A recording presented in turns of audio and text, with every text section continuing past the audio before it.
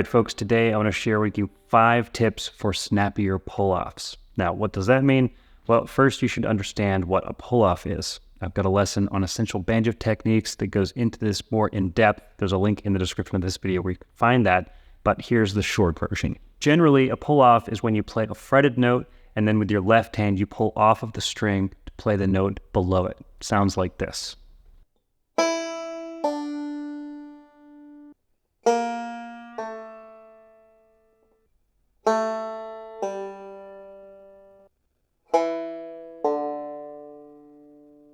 And this is a super common technique. It's pretty basic. You'll see it all over the place. But what do I mean by snappy pull-offs? Well, within the Bluegrass banjo language, there are a number of patterns and licks which use pull-offs that I think just have a little bit more attitude depending on how you play them. So here are some examples of what I would consider more or less snappy pull-offs.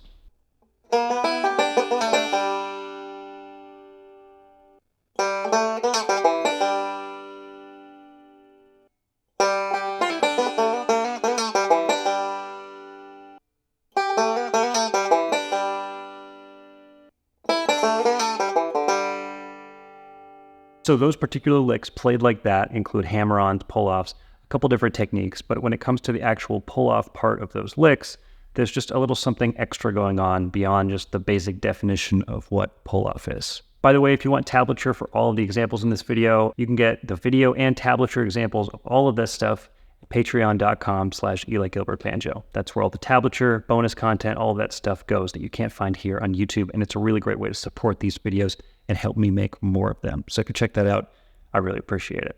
Anyway, back to the lesson. And let's just get started with the first tip, which is to keep in mind that pull-offs are a left-hand technique. And here's what I mean by that. Most of the time when we're playing something that includes a pull-off, the first thing we do is play a fretted note, and we play that note with the right hand, like we play pretty much all the notes that we play. But that's not the pull-off. The pull-off happens with the left hand. So you want to really make sure that you're getting enough volume out of those pull-offs. You should be able to play those pull-offs with just the left hand. And here's what that sounds like.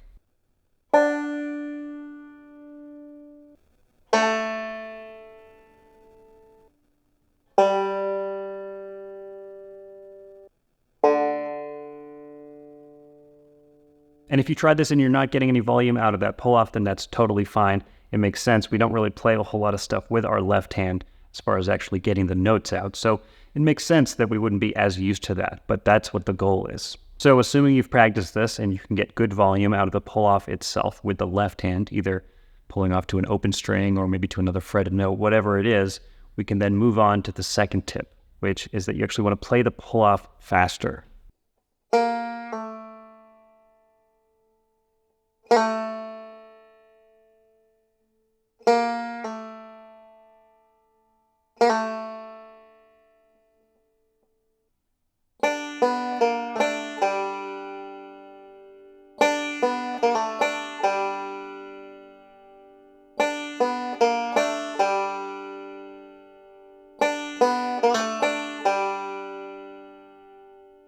And of course, we're still playing in time. We're not speeding up or slowing down. It's really just that we're not lingering on that first note. There's a sense of urgency that you get when you just move directly to that second note. And what you'll find at this point is that all of these tips really just come down to taste. There's a big range of ways that you can do all of this. They're all going to sound a little bit different. What I have in my ear happens to be a pull-off that's really fast, gives you a lot of attitude, but there's a lot of wiggle room as to how you can make these sound different with whatever your taste is. And with that, we can move on to the third tip, which is that when you play the pull-off, again, playing that pull-off with the left hand, you're going to play it harder. And this can be just a little bit confusing because, again, the pull-off is a left-hand technique. So I'm not really doing anything different in the right hand. When I get to the part of a lick or a passage that includes the pull-off, my right hand is kind of just going along, generally speaking.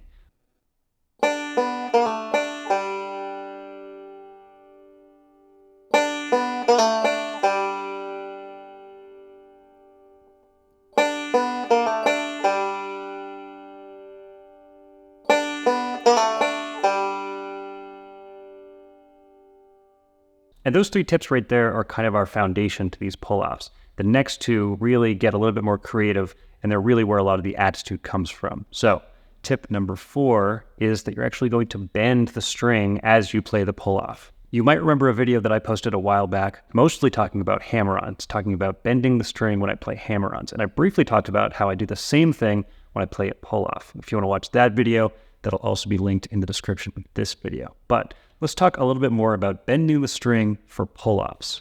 And there's a wide range of ways that you can do this and how extreme you want it to be. But basically what I'm doing is the first note that I play, the one that pulls off to the next note, I'm bending the string. Then when I play the pull-off, I'm returning back to an unbent note. So that looks and sounds like this.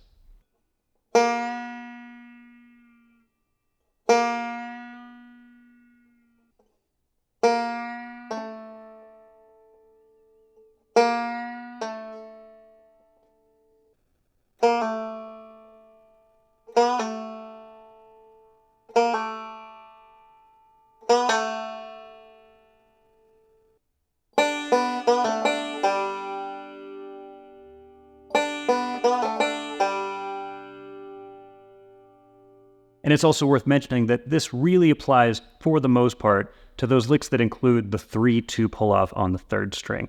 This isn't really going to apply quite as well to just your general basic concept of the pull-off anywhere else. All the other tips really will apply, but bending the string isn't going to work in every situation. And what you'll find is that this no longer really sounds like the way that maybe Earl Scruggs played these things.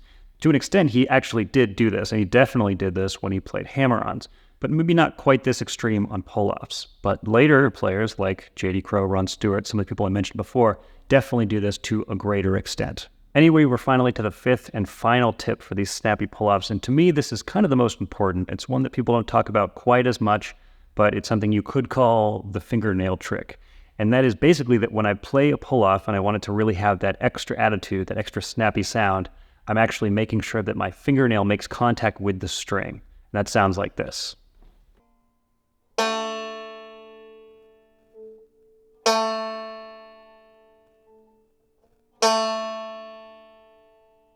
And again, this really applies for the most part to those 3-2 pull-off licks on the third string. So for me, that's my middle finger pulling off to my index finger, which means on my middle finger, I've grown my fingernail just a little bit longer than I might otherwise. It really doesn't have to be particularly long. It's going to be different for everyone, but it's just barely long enough that I can get the nail making contact with the string instead of the flesh of my finger.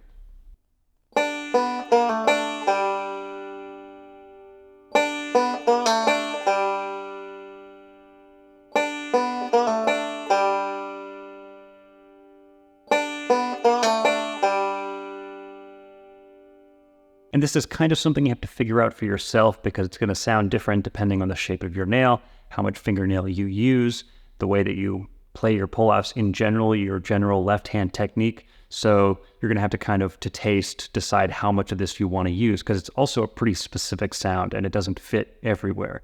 But it is kind of the maximum amount of snappiness and attitude. It's kind of taking this concept to the extreme.